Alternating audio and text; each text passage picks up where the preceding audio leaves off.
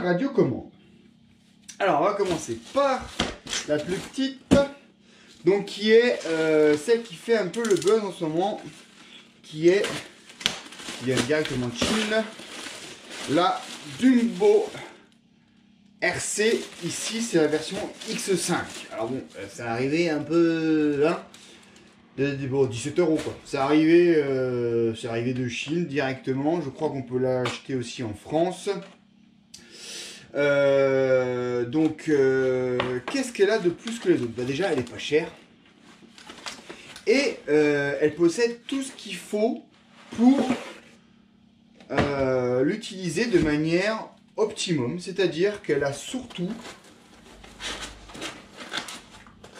les fonctions nécessaires quand vous avez des petits, notamment la fonction réduction des gaz.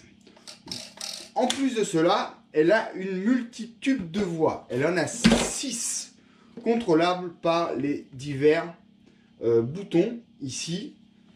Voilà, ça on la verra on le verra un peu plus près. Donc plutôt de belle facture avec uniquement 4 piles à mettre dedans. Le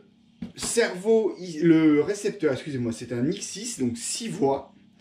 Il y a l'option, je crois, avec la X6 d'avoir la version avec le gyroscope. Donc pour ceux qui aiment ça, je n'ai jamais trop compris l'intérêt dans la version radiocommandée sur Terre. Ça se justifie totalement quand on fait du planeur ou de l'avion. J'en ai fait beaucoup, donc voilà, ça permet un peu de compenser les diverses influences du vent et de compenser un peu l'assiette de l'avion.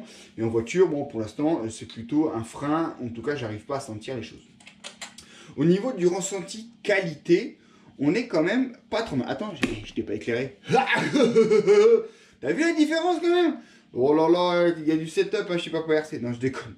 Donc là, tu as quelque chose de sympathique.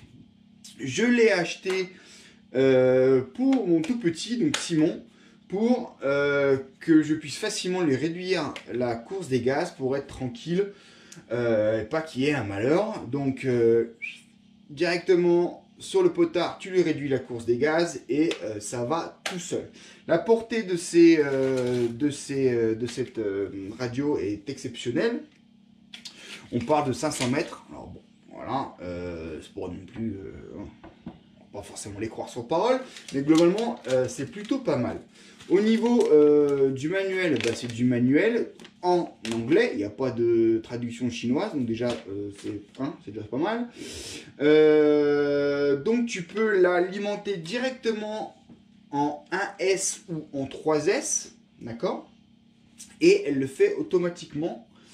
Ensuite, tu peux alimenter directement le récepteur en jusqu'à 8 volts. Donc ça permet d'alimenter directement en 2S sans passer par un réducteur ou un bec. Donc franchement, pour 17 €, bon, ça a mis presque un mois d'arriver de chez Banggood. C'est une super petite radio. Vraiment, voilà, la qualité, elle est quand même plutôt bonne. Pour avoir eu une connect là pour le filleul, franchement c'est mieux, c'est bien mieux, c'est un peu plus touchy, un peu plus qualitatif. Donc ça c'est la radio qui est vraiment sympa. On fera un comparatif, vous verrez un peu de plus près tout à l'heure. On va enchaîner sur la deuxième, qui celle-ci elle est pour moi.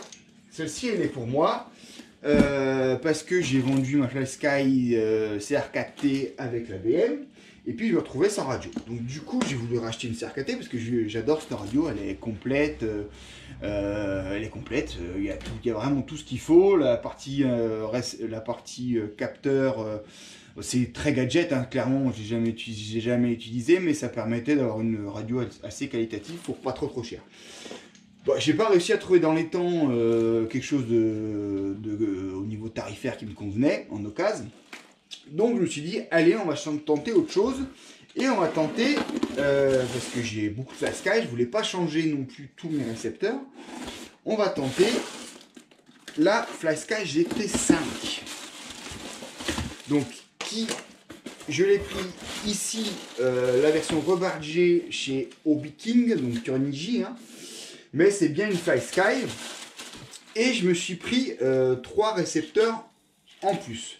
À 6 € le récepteur, encore une fois, l'avantage, hein, c'est des récepteurs vraiment pas très chers.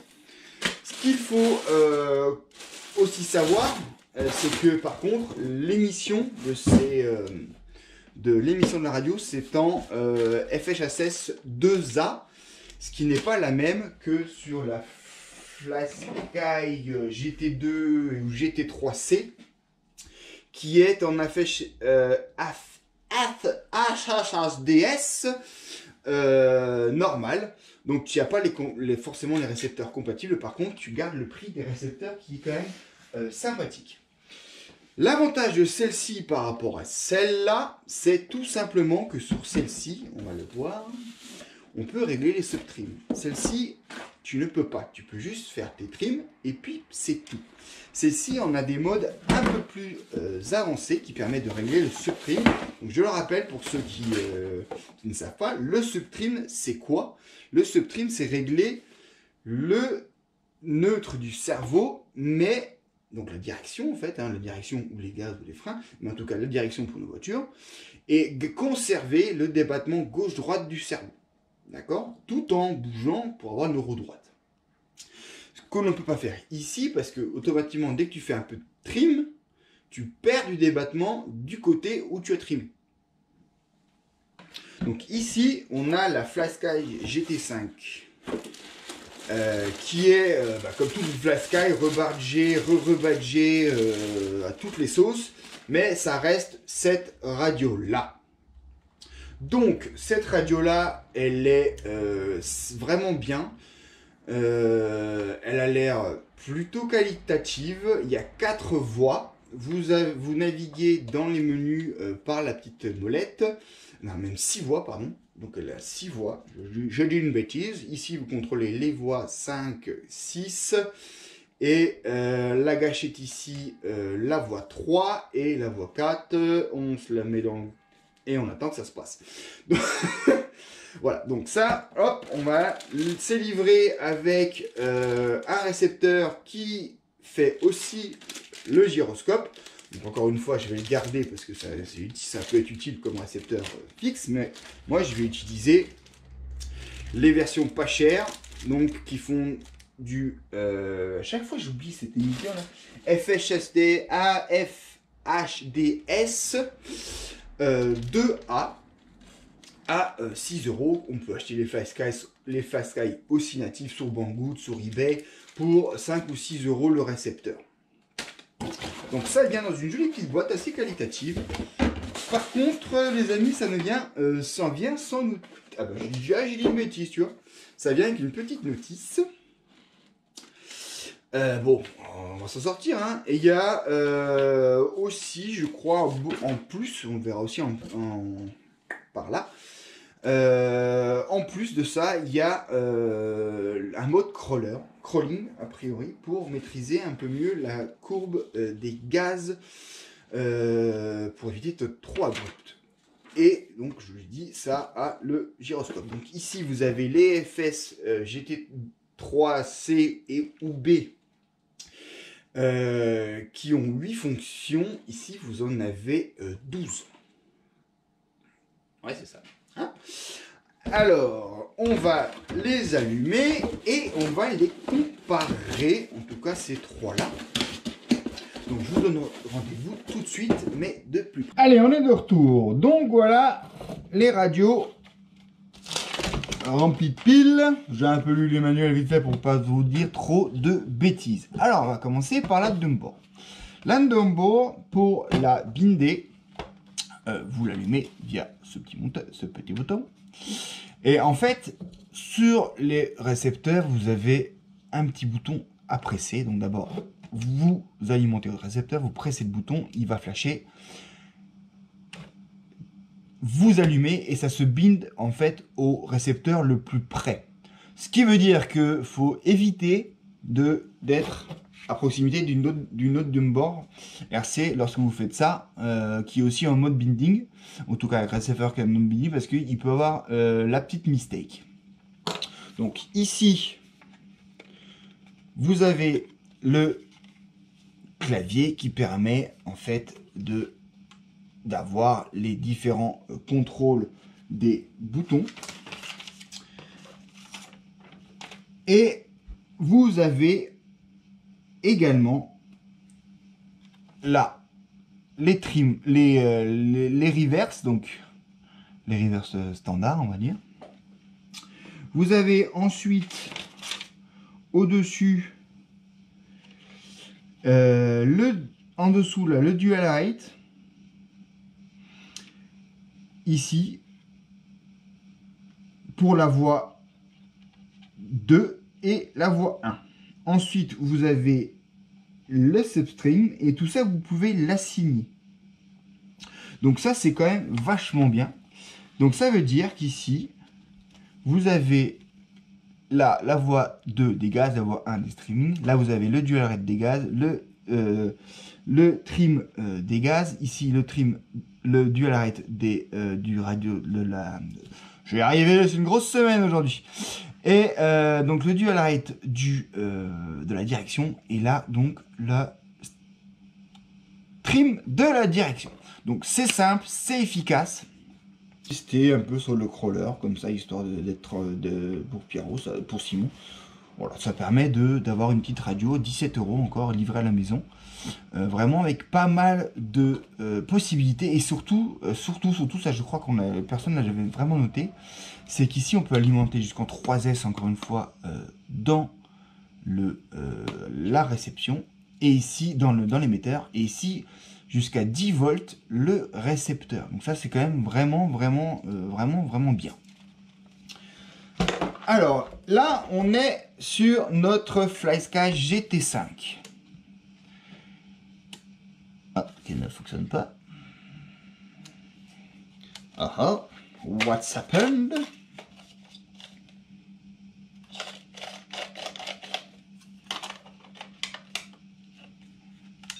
Ah, voilà. Faut un peu les... Voilà, un peu, des fois, la magie des piles, c'est bien ça. Donc, vous avez ici une petite roulette qui vous permet de naviguer dans les divers menus. D'accord? Et le principe est chaque fois le même que celle-ci. Vous rentrez dans un menu, vous appuyez dessus, vous modifiez ce que vous voulez, vous appuyez dessus, ça change, vous changez la lettre ici, vous appuyez dessus, on rappuie pour finir et on fait retour pour retourner dans le menu principal et ainsi de suite. Donc vous avez choisir votre modèle. Pour chaque modèle, vous pouvez mettre 3 lettres pour mettre le nom. Vous pouvez bien sûr inverser vos cerveaux. Vous avez les limites mécaniques. Donc ça, c'est l'EPA qui permet de limiter mécaniquement, de limiter la course, par exemple, de votre cerveau de direction pour éviter qu'il vienne buter chaque fois contre la butée mécanique et éviter de fatiguer votre cerveau. Vous réglez ici le fameux subtrim qu'on n'a pas ici, hein, tout simplement. Ici, vous n'avez pas de subtrim. Vous avez ensuite le dual rate qui permet de diminuer le débattement de vos cerveaux. Vous pouvez régler l'exponentielle, la fonction ABS, bon, qui est souvent gadget. Hein. Ensuite, vous avez la fonction trim standard qui sont aussi reportées sur le côté. Vous pouvez régler le sail phase, le sail size. Voilà. Vous avez aussi l'indication avec le 2A du voltage de votre réception. Le mode crawl, en fait, c'était pas du tout pour la gestion des gaz, c'était pour les petits crawlers avec 4 roues directrices pour avoir les divers modes. Donc les 4 roues directrices, uniquement la roue arrière, uniquement la roue avant et la conduite en crabe. Donc ça, c'est quand même plutôt pas mal. Et vous avez la version gyroscopique, donc c'est la dernière fonction. Voilà pour cette FlySky GT5 qui, bon an mal an, au niveau qualitatif, alors là, la gâchette est un peu molle. Bon, ça va, on va s'en dépatouiller.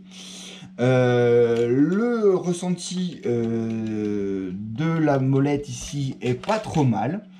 Je trouve qu'elle est assez qualitative, ça coûte soixantaine d'euros. Chez Hobby King, c'est 70, mais tu l'as sous une semaine. Tu peux l'avoir à 50, je crois, sous Banggood. Tu l'as sous 3 semaines. Bon, voilà, c'est toujours pareil. Hein. Au niveau des boutons, vous avez donc, je vous l'ai dit, les boutons des divers voix.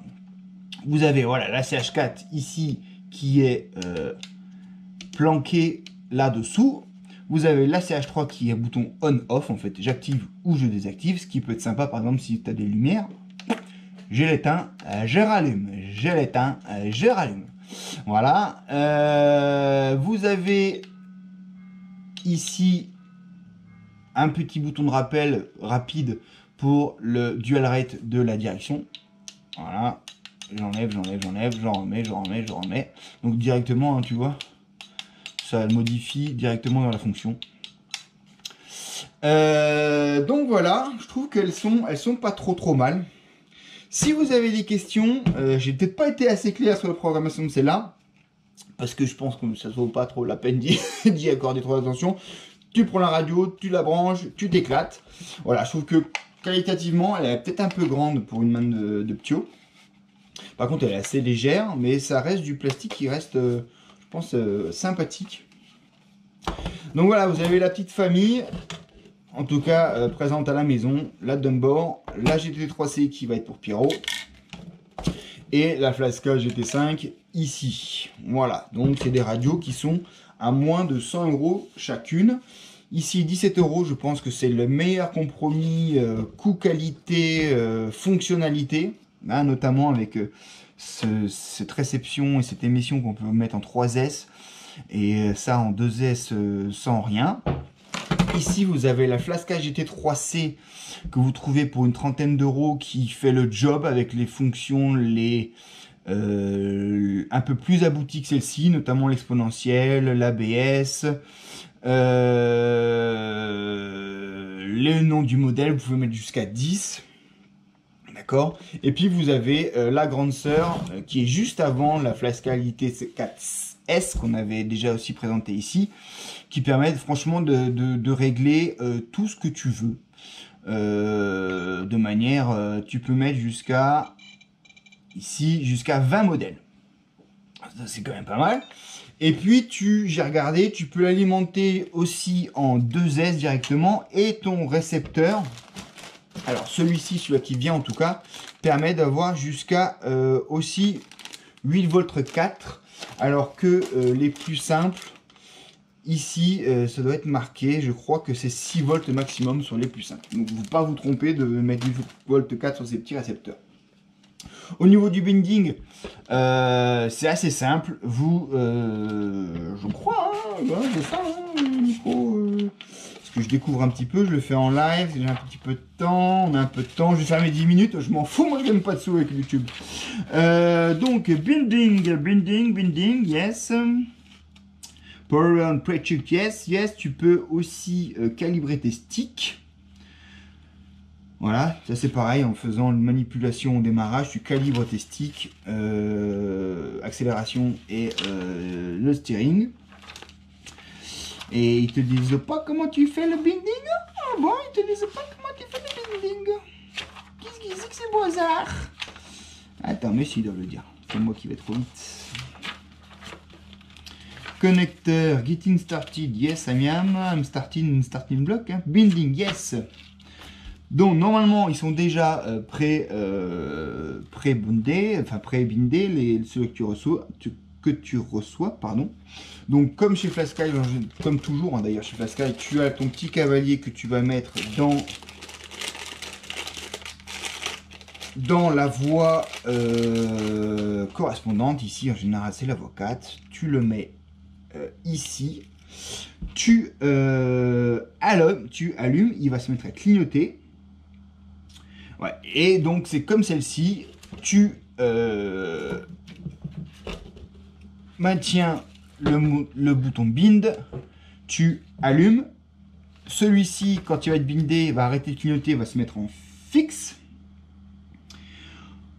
On enlève le power, faut bien faire la séquence. On enlève l'alimentation, donc votre contrôleur si vous avez fait par le contrôleur. J'enlève le bind. Et je remets l'alimentation. Sinon, ça ne fonctionne pas si vous enlevez directement le cavalier. Ça se bidera pas. Voilà, donc c'est assez simple. J'espère que j'ai été assez complet sur les trucs. Alors, la petite, voilà, bon, ça après, on est fan ou pas, bon, voilà. Je peux mettre des pinces, ouais, voilà. Bon, voilà, mais bon, c'est assez qualitatif, ça bouge pas trop, il y a un peu de résistance. Je pense que ça va pas trop bouger cette histoire. Donc voilà, les 3 radieux qui sont à la maison. J'espère que vous avez vu, hein, putain, sinon il faut toujours que je refasse. Allez, à plus.